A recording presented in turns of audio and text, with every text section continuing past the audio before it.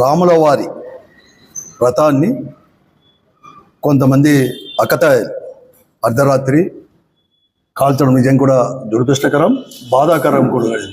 ఈరోజు ఎస్పీ గారు ఒక పత్రికా ప్రకటన చేస్తూ ఇంకా కూడా విచారించేది ఉంది, ఇంకా దోషులను కూడా పట్టుకుంటున్నామని చెబుతూనే ఈశ్వరరెడ్డి అనే వ్యక్తిని కూడా తీసుకొని ఈరోజు అరెస్ట్ అనేది కూడా చూపిస్తూ ఒక మిస్చిఫ్గా ఎస్పీ స్థాయిలో ఉండేది ఇతను వైఎస్ఆర్ కాంగ్రెస్ పార్టీ కార్యకర్తనో నాయకుడో అని కూడా చెప్పడం కూడా జరిగింది. చాలా కూడా బాధాకరం.